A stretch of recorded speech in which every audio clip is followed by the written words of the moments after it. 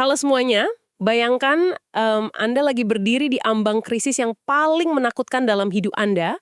Tekanan mentalnya itu brutal banget, sampai-sampai tubuh fisik Anda bereaksi secara ekstrim, berkeringat darah. Iya, dan Anda butuh dukungan, tapi orang-orang yang paling Anda percaya justru tertidur pulas, terisolasi total. Menggugah banget kan? Nah, selamat datang di pembahasan mendalam kita hari ini. Kita bakal membedah sebuah materi yang luar biasa menginspirasi dari materi Revive edisi April 2026. Betul, dan ini dirilis oleh pelayanan NDC. Yap, tema kita kali ini adalah The Battle in Getsemani. Misi utama kita jelas ya, kita mau membongkar mekanisme dari pergumulan rohani paling krusial yang dialami Yesus tepat sebelum salib. Dan tentunya mengekstrak makna radikalnya buat kehidupan Anda sehari-hari. Karena keterasingan di Getsemani itu bukan sekedar bumbu drama teologis ya. Oh, maksudnya gimana tuh? Itu esensi dari peristiwanya. Para murid tertidur itu karena mereka sama sekali nggak punya kapasitas buat memahami realitas kosmik yang lagi terjadi di depan mata mereka. Bener juga. Kayak bayangkan seorang ahli bedah yang harus melakukan operasi otak paling mematikan sendirian. Sementara seluruh tim medisnya malah tidur di ruang ganti. Analogi yang pas banget. Operasi ini kan nggak bisa didelegasikan ke siapapun. Yesus sedang bersiap meminum cawan murka Allah. Nah, bentar. Istilah cawan murka ini kan sering kedengaran kayak jargon agama gitu kan? Secara mekanis, apa sih sebenarnya yang lagi terjadi di momen itu? Gini, coba bayangkan seluruh konsekuensi destruktif, racun, dan keadilan atas setiap pemberontakan manusia sepanjang sejarah itu dikumpulkan ke dalam satu wadah pekat. Wah, berat banget ya. Banget. Dan meminumnya itu berarti Yesus yang sama sekali nggak pernah berbuat salah, secara sadar menyerap seluruh racun kosmik itu ke dalam dirinya sendiri. Sebagai pengganti kita. Pantesan. Beban mental dari antisipasi meminum racun absolut itu ya yang bikin peluhnya jadi kayak titik-titik darah. Masuk akal sih. Iya. Kadang antisipasi penderitaan itu jauh lebih menyiksa dari penderitaan fisiknya sendiri kan? Setuju? Tapi ada yang bikin saya agak bingung nih dari materi Revise ini. Di situ disebut kalau momen penundukan diri di Getsemani adalah kemenangan pertama dari rangkaian Victory Weekend. Betul. Nah, kalau kita bicara kemenangan Kristus, bukannya secara logika puncaknya itu ada di kayu salib ya?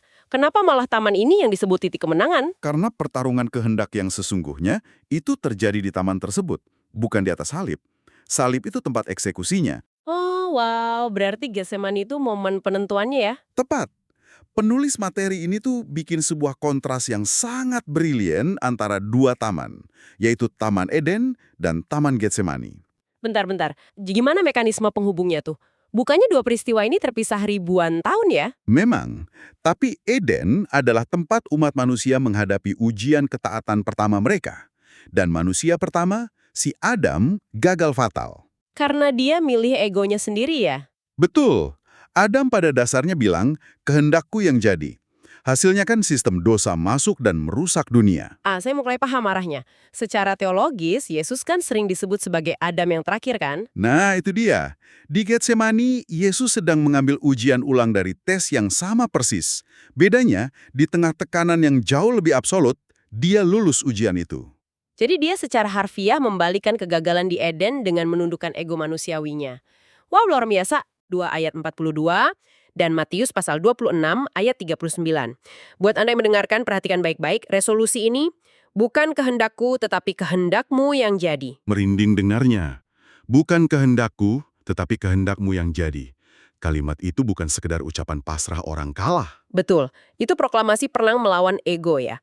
Kemenangan mutlak atas kehendak daging. Tepat sekali. Terus, gimana kita mengaplikasikan ini ke kehidupan kita? Kadang kan kita terjebak rutinitas, kerjaan numpuk, atau ada krisis personal, terus kita ngeluh seolah-olah dunia mau kiamat. Relate banget ya. Nah, materi kita merespon itu dengan pukulan telak dari kitab Ibrani pasal 12 ayat 4. Gimana tuh bunyinya? Intinya, mengingatkan, dalam perjuangan Anda melawan dosa dan ego sendiri, Anda tuh belum sampai mencucurkan darah loh. Wah, tamparan keras itu.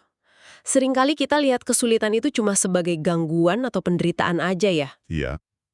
Padahal kalau pakai lensa Getsemani, setiap tekanan itu justru sebuah momentum. Ruang latihan buat kita menundukkan kehendak pribadi ke kehendak Tuhan. Momentum buat ngebunuh ego ya. bukan cuma sekedar bertahan hidup. Ini ngasih satu pertanyaan refleksi yang tajam banget buat Anda bawa pulang hari ini. Apa tuh? Gini, kita kan hidup di era di mana budaya terus-menerus mendikte kita buat turuti kata hatimu atau utamakan dirimu sendiri. Kalau dunia memuja ego, pas tekanan dan penderitaan hidup datang menghantam, apakah Anda akan tertidur dan lari menjauh? Atau bersedia berlutut dan berkata, bukan kehendakku, melainkan kehendakmu yang jadi. Paradoks yang sangat menantang ya. Banget. Pertanyaan yang wajib kita renungkan. Terima kasih karena telah mendengarkan. Bagi yang ingin bergabung dengan CORE, silakan download aplikasi Andy yang ada di Google Play Store. Tuhan Yesus memberkati.